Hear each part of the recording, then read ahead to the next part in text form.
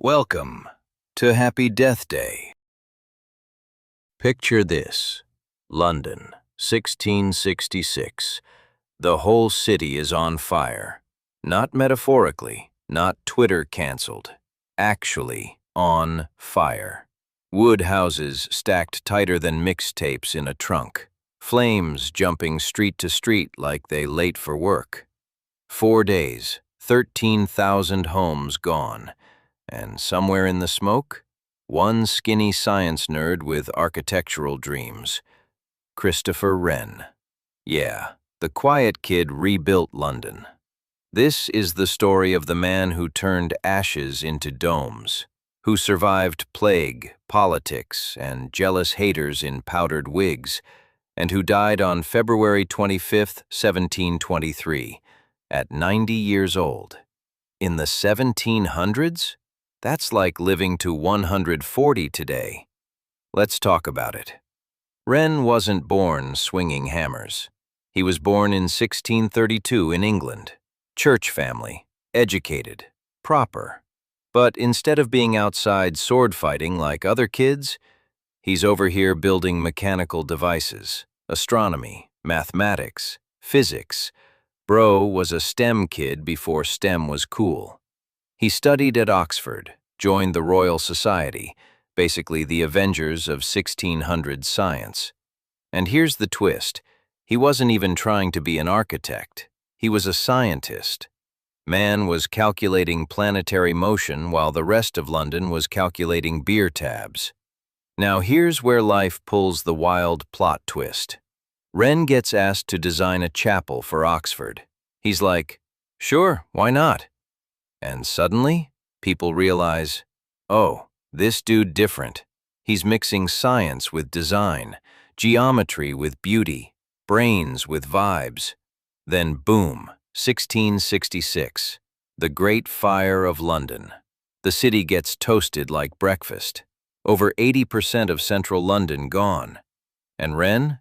He steps up, draws up plans to redesign the whole city. Wide streets, modern layout, symmetry, order. Basically said, let's not build a giant wooden matchbox again. But politics killed the master plan. Property owners wanted their land back. Greed greater than vision. Some things never change. So if he couldn't redesign everything, fine. He'd rebuild the important stuff. Churches, 52 of them. 5. 2. And then the crown jewel, St. Paul's Cathedral. Let me say that again, St. Paul's Cathedral. That giant dome dominating London's skyline? Yeah, that's him. Construction took 35 years. 35. Man started it middle-aged and lived to see it finished. That's long-term vision. That's I'll see it through energy. The dome became a symbol of resilience. London said, you burned us? Cool, watch this comeback. And Wren was the architect of that comeback. Here's what made Wren different. He traveled to Paris, studied classical architecture, Baroque vibes, big domes, drama, presence. He fused European influence with English identity, calculated curves with mathematical precision. This wasn't just art, this was structural science. Every arch had a reason, every line had purpose. It wasn't, let's make it pretty. It was, let's make it eternal. And it worked. Because St. Paul's survived World War II bombings. The Blitz tried. The dome said, not today. Now don't think it was all smooth.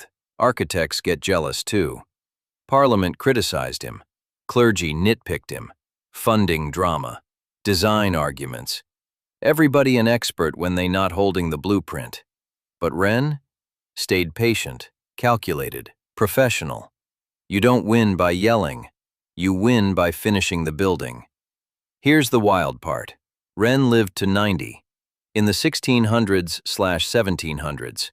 No antibiotics, no modern medicine, no gym memberships, just vibes and geometry. He outlived critics, outlived enemies, outlived trends, watched London transform from medieval maze to rising empire capital. And when he got old, he wasn't bitter. He wasn't loud. He was respected. Knighted. Sir Christopher Wren. From science nerd to national icon. February 25th, 1723. He dies peacefully. No scandal. No dramatic assassination. No fiery chaos. Just a quiet exit. After building half the skyline. And here's the poetic part. They buried him inside St. Paul's Cathedral, inside his masterpiece. There's a Latin inscription that translates to, "If you seek his monument, look around you." That's a mic drop. No statue needed. The building is the legacy. Christopher Wren teaches something heavy. Sometimes the loudest revolution isn't war, it's rebuilding. Sometimes the rebel isn't the one screaming, it's the one designing a better system. The city burned. He answered with blueprints. They doubted him. He answered with domes. He didn't just construct buildings, he engineered resilience. So next time you see London's skyline, remember, a scientist rebuilt it. A nerd turned ashes into architecture. A quiet visionary outlived chaos. Christopher Wren died February 25th, 1723. But if you're standing under that dome, he's still here, because real legends don't need statues. They leave skylines. Happy Death Day. Subscribe for tomorrow's Death Day. And remember, death is guaranteed. History is optional.